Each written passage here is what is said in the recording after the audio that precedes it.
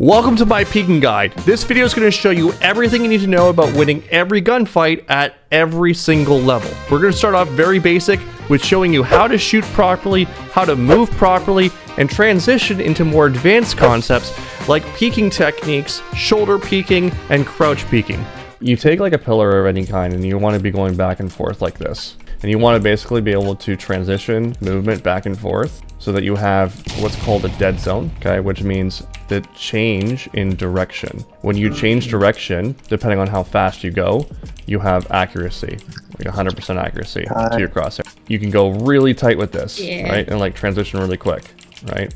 But it needs to be practiced. So usually finding a pillar or something that you can like aim at and go back and forth helps you with that. What's the point in strafing? Like, what's the point in strafing like that? Making yourself hard to hit, okay? While maintaining maximum accuracy. Worthy, out of curiosity, so when strafing, are you trying to, like, I noticed that you were, like, shooting one side and then taking a step and then shooting the other. Aren't you, like, supposed to try to hit the same spot by, like, moving your mouse a little bit? Or is that not how you're supposed to strafe? You can do it like that, too, if you want. Like, I'm doing it right here. Okay, okay, because that's how I've been doing it. I'm showing the idea of, like, transitioning directions.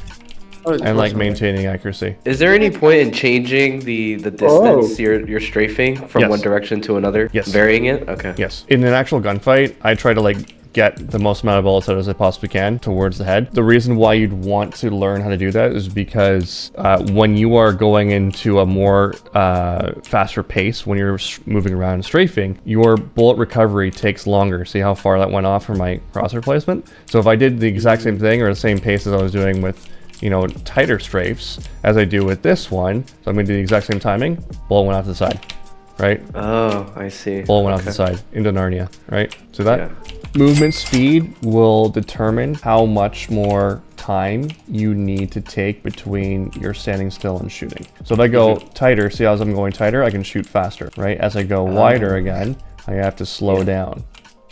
Otherwise my bullets go into Narnia. So there's no benefit in going like pretty wide? No, there's lots of benefit. Pretty tight.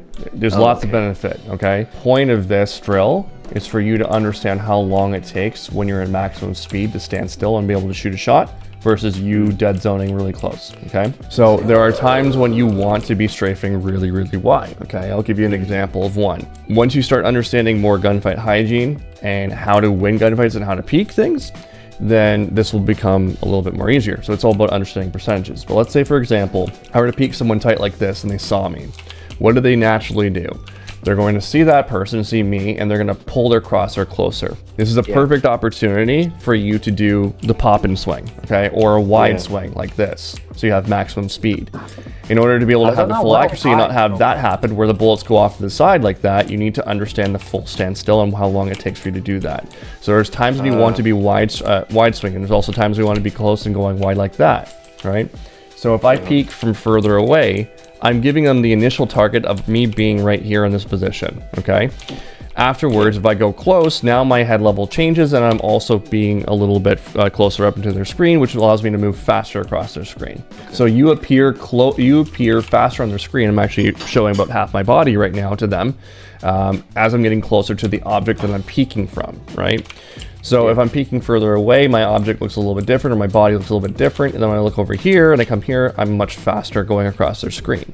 So it's not just about like, oh, I always peek further away from the wall. There's also times when you want to be peeking close. Maybe you want to go like that, throw your shoulder out and then go out wide like this.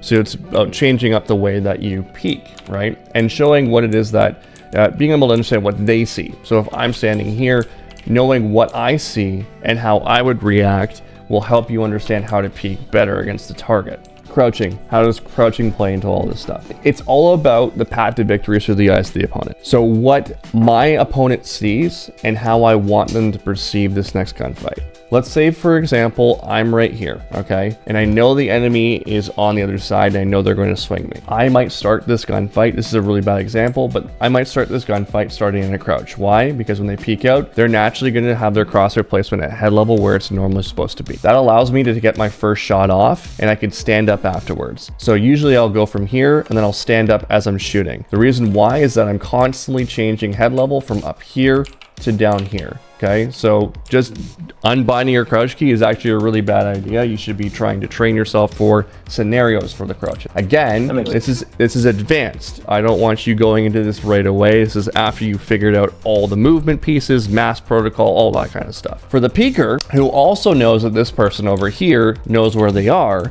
it makes sense to come out and peek into a crouch. Okay, for the same reason that their crosshair placement's likely going to be at the natural head level, I can throw it off.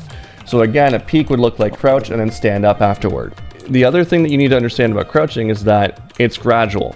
So any movement that you do takes a little bit longer for it to perceive on their screen. So you actually want to go into this crouch like how I just did it there. Okay, so if I peek into it, I'm dropping into this crouch. By the time I get to here, I'm fully into that crouch. I'm transitioning my head level downward. If I go to here and I go down, I'm instantaneously head tapped because on their screen, I'm still standing fully. I guess, is this a full commitment peek then? Like if you whip, is there an opportunity to escape?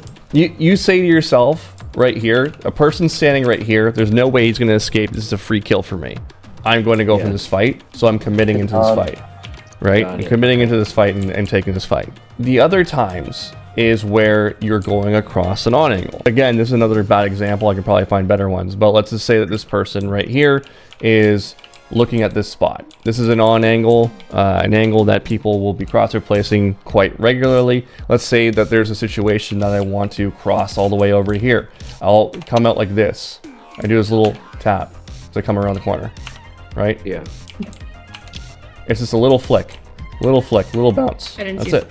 Again, advanced. Something that I don't need you focusing on right now. I want you to really just focus on getting, you know, simple things like shooting properly and standing still, and understanding how long it takes for you to have a yellow line where you got your shooting error versus a blue line. That's it. You get that shit down, then we can start throwing in all the little shoulder peeks that you do, the little jump peeks to throw a crosshair placement off and then peek out wide and do a crouch and all this other stuff and throw your shoulder out there to make them seem like you're going to peek close, then wide swing or peek further away. Like there's so many ways that you can peek, and you can like make this like competitive dancing as opposed to actually like shooting people in the head, right? You can do double bounces like I just did right there, and then I go out a little bit wider depending on how I'm feeling about my percentage for winning that gunfight. For example, I might do a double crouch if I know there's one person left and I know that they can't escape and they're standing right here, right? I'll do a double crouch and I'll come out and peek them like that. Go a little bit wider, bounce around, change my head level, and like guarantee that the fight ends up going my way. If I know they're close, I might go like this and jump peek, go wide swing like this, go back this way and shoot this way with a crouch. There's so many things that you can do. You can mix up your movement, but again, it starts off with understanding mass protocol, knowing that you have to be moving, aiming, standing still, then shoot. It requires you to understand how long it takes for you to be able to stand still to have a perfect bullet going straight off your crosshair. Requires all these different things. You have to understand the basics in order to move on to the more advanced principles. Now, when you go to watch a pro player play, they understand all these things and they do this already. So the next time you watch someone in a high level play, watch their movement decisions. Take a look at it. Watch it back again. When they peek an angle, it's like, what did they throw in there? Was there a crouch? Was there a shoulder peek ahead of time? Did they wide swing this? Why did they wide swing it? Were they close to the target? Were they further away from the peeking wall that they peeked from? These are all questions you should ask yourself, and then that will give you more understanding as to why certain things work.